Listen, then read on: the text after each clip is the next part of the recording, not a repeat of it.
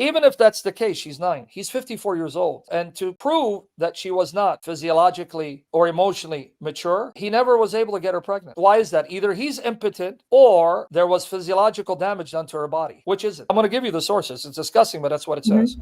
What's your background, Zizi? What do you need? Hi, Sam. Oh, that's a woman. I didn't know Zizi by that name. No, it's fine. Thank you for having me. So my background is actually that I just left. Sorry? Is your name Jane? Are you the Jane used to come? No, that's not me. Okay, that's good. Or you sound like her. Go ahead, sister. Go ahead. Okay, so I left Islam a couple of months ago. So this is not actually like relating to the topic that you mentioned. No, that's okay. You're going to be the topic. You're important.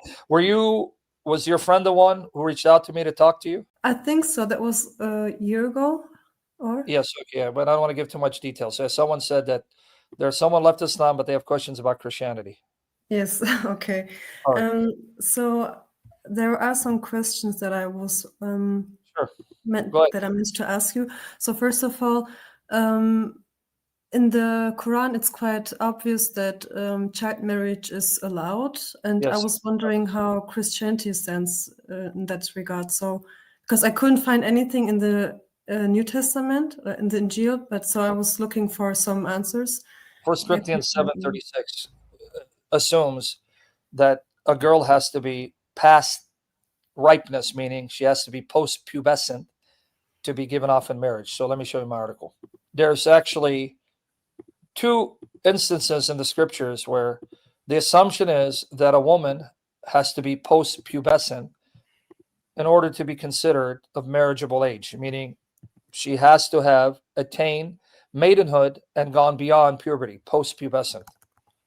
So you are aware, you saw that yourself, that in Islam, Quran and Hadith sanction pedophilia. Yes, yeah. I actually saved your blog, but I think it's... But here's the passage. 1 Corinthians 7:36, and if any man guesseth himself to be seen, found as virgin. I'll explain the Shakespearean English, but I use it for a reason. That she is full waxen, that is well old, hipar akmos. And so it behooveth to be done, do she that she sinneth not if she be wedded. Now, ignore this Shakespearean English. We'll explain what he's saying later. But here's the point. Well old, hipar akmos. What does that mean? Here's the word. Past the bloom of youth. Past her youth. Thayer's lexicon. Hiper akmos. Hiper akmon. Beyond the akme or bloom of life. Past prime. A woman has to be past her prime, fully blossomed to be given in marriage. That's the context. Overripe, plump and ripe. Of a virgin, past the flower of her age, 1 Corinthians 7:36. So what Paul is saying is, once a woman is fully ripe, past the flower of her age, then she can be married off. But this is quite open. Say it again. This is quite open for interpretation, right? I mean, it could be, like, to me, it sounds like it could be anything between, I don't know, 14 and 18. And so you want something more clear? If that's possible, yes. You don't get what you want. You get what you have. So if you want to argue with it, that's your prerogative. So when someone's past the bloom of their life, that's not good enough, then that's something you're going to have to take up with God. I mean, yeah, I can. It's still better than what I've read in the Quran, so it makes sense. I was just wondering if why Jesus, for example, didn't condemn child marriage. Does Christ have to condemn everything in black and white? So if I go to Jesus, can you show me where he condemns sleeping with dogs? No, but like if it's because for us it's something so like so bad and so immoral. So I was thinking, since it was a huge thing back in the days, it should be condemned. For Muhammad, not for the time of Christ or for the Jews and Christians. So you're imposing what Muhammad did and thinking this is normal for all societies. No, but like I read into some sources, and apparently even the Egypt like old elders. How old the woman that they married? As far as I understood, it was right after they got their period. after their period, so that they saw signs of maturity that they can now handle intimacy and getting pregnant.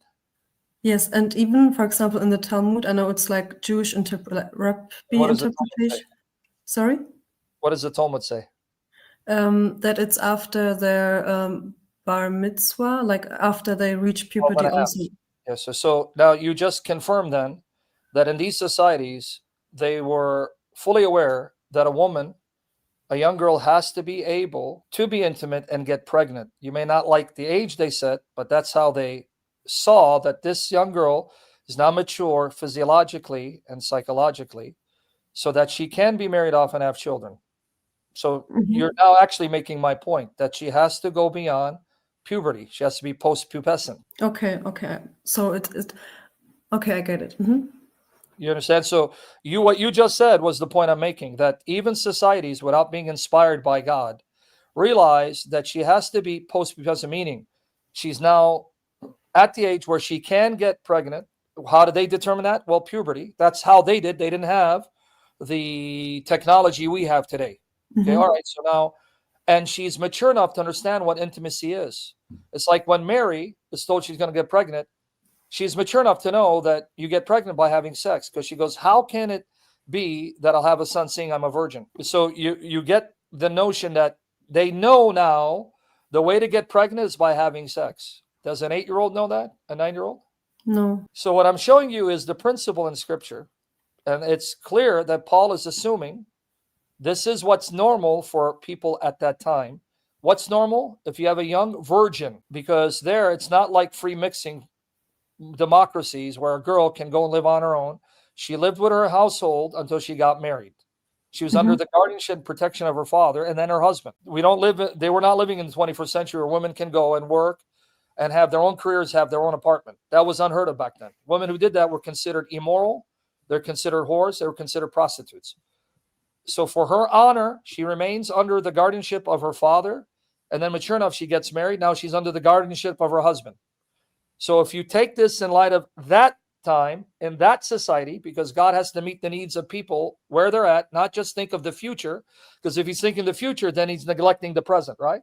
So he has to deal with the people in their present circumstance, but put in principles that as they evolve, those principles can be adapted for future generations. Because if you're telling me, why didn't God come out and say black and white? Because then you're telling me that God needs to now only focus on future advancements, but ignore the present needs of the people at that time. Whereas here, he already established the principle that as our understanding and knowledge advances due to science and medicine, we now know what being fully right means. When her bones are fully calcified, her hips are fully... yeah, okay, makes sense. Right? Yeah, it makes sense.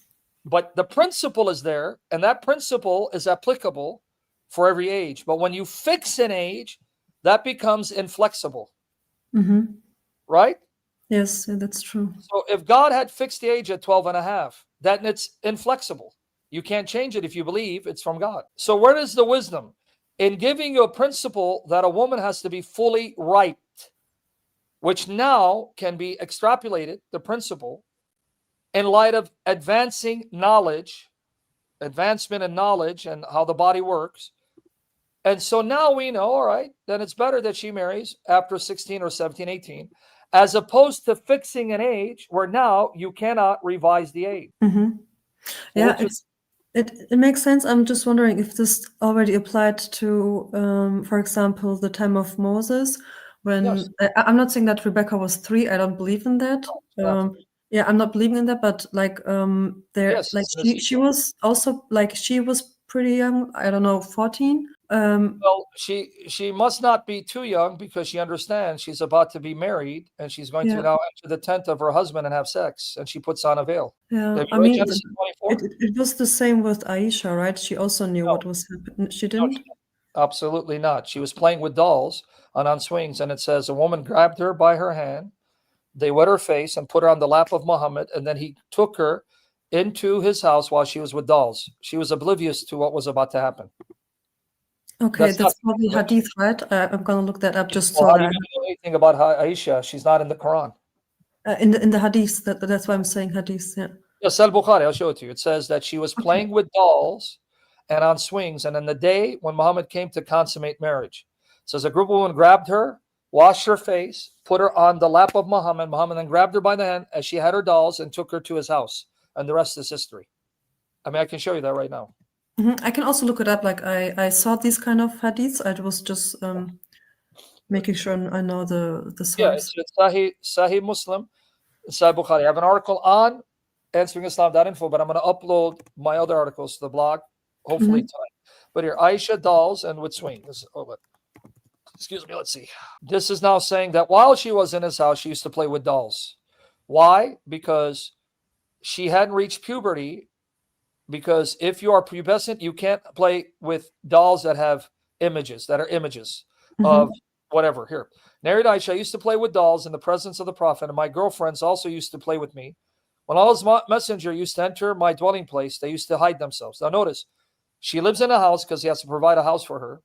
Her young friends would come and play. When Muhammad would come on the night to then sleep with her, they would hide. But the Prophet would call them to join and play with me. Now, why did Muhammad still allow her to play with dolls after taking her into her house, a home?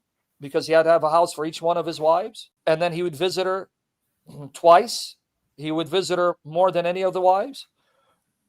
Now, why is she still playing with dolls after this, after he had sex with her? Here, Ibn Hajar al-Asqalani, the commentator of al-Bukhari, says, the playing with the dolls and similar images is forbidden.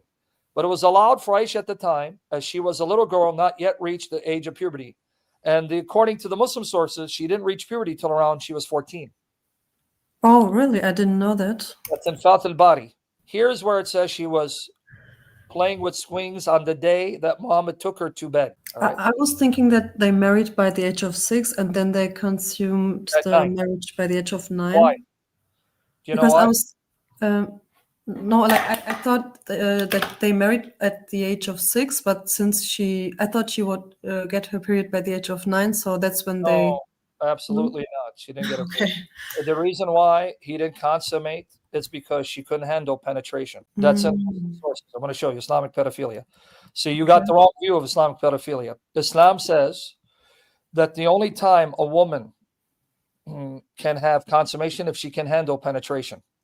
So if she's not able to, because you can actually consummate if she's 5, 6, 7, but if she can't handle it, says then don't. You can do everything else.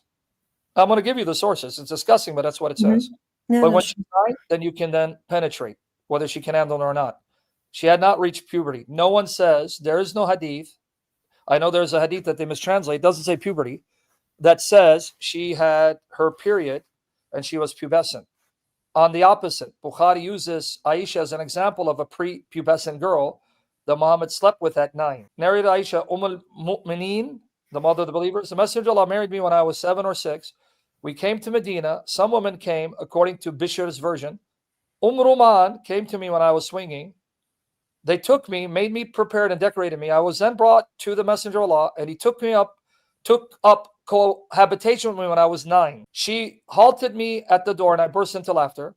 Abu Dawud said, that is to say, I menstruated and I was brought in a house, and there were some women of Ansari in it. They said, good luck and blessing. The tradition of one of them has been included in the other. Now, this comment is not from Aisha, and this is his comment. But according to the Muslim sources, she didn't reach puberty until 14. And I'll find it for you right now. I'll give it to you. So now Abu Dawud is telling you, he is saying menstruated, but that's not what the hadith say. She had not menstruated, but even let's argue she did, which she didn't. I'll give you the receipts. A 9-year-old being penetrated by a 54-year-old, even if she had her, because there are some unusual cases where girls, it happens to them. Aisha wasn't one of them. According to Ibn Hajar al-Asqalani, on the basis of her playing with dolls, she only had her period years later. Even if that's the case, she's 9. He's 54 years old. He's old enough to be a great-grandfather. Or grandfather, let's take it there. And to have a grown man, and you don't know what sex is about, to then deflower you, that's a little too much to handle. And to prove that she was not physiologically or emotionally mature, he never was able to get her pregnant. Why is that? Either he's impotent or there was physiological damage done to her body. Which is it? Yeah, the second one, probably. And he left her a widow at 18. and she could never remarry to the rest of her life because the Quran says you cannot marry Muhammad's wives after him. Yeah. So he was a cancer, not a mercy. But let me get you the one from Bukhari. I just want you to see this. And then I'll show you where it says she hadn't reached puberty. And I'll show you where Muslim sources say the only condition for penetration is if she can handle it. Not the age, not whether she had her period, if she can handle it. Now let me see if this is Bukhari. Yep, this is Bukhari. What was the age of Aisha when Muhammad died? 18. 18. Ah, yeah, okay. Yeah, I'll show it to you. Here, this is Sahih Bukhari without Abu Dawood's commentary. Just straight up what he got from his source, who got it from his source, who got it from his source, who got it from Aisha. The Prophet engaged me when I was a girl of 6 years. We went to Medina and stayed at the home of Bani al-Harith bin Khazraj. Then I got ill and my hair fell down. So she's in Medina. She got some sickness, lost her hair. Later on, my hair grew again. And my mother, Ruman, came to me while I was playing in a swing with some of my girlfriends. You think these girls this age know about sex? No. So when did Muhammad take her into his bed? When she's playing on swings with her friends. She called me and I went to her not knowing what she wanted me to do to me. Not knowing. No one even told her that, hey, this is your wedding night. Mm-hmm. Not knowing what she wanted to do to me. She caught me by the hand and made me stand at the door of the house. I was breathless because she's running around playing like a kid. And then when my breathing became all right, she took some water up my face and head with it. Then she took me into the house. There in the house, I saw some Ansari woman who said, best wishes and Allah's blessing and a good luck. Then she entrusted me to them and they prepared me for the marriage. Unexpectedly, was she expecting him? No. Allah's apostle came to me in the forenoon and my mother handed me over to him. And at that time, I was a girl of 9 years of age. So all you need to do when you go to sunnah.com, you put in Aisha swings. It's all going to come up. You put Aisha dolls. Very easy. But now let me show you how old she was when he died. 9. Okay. That's all you do. You put Aisha swing, comes up. Aisha dolls, this all comes up. Here it is, the book of marriage. A man marrying off his young daughter. What's the example? Aisha. It was narrated from Aisha that the Messenger of Allah married her when she was 9 and he died when she was 18 years old. Yeah. Sunan Nasai, and it's also in Bukhari and Muslim. It's all over there. And I'll give you one of my older articles where we go through this. But again, this is Sunan Ibn Majah again, Sahih. He passed away when she was 18. But let me show you the one Bukhari, because say, if it's not from, this is Sahih Muslim. Okay, but I'll get you Bukhari. Allah reported that Allah's apostle married her when she was 6 years old, and he took her to his house when she was 9.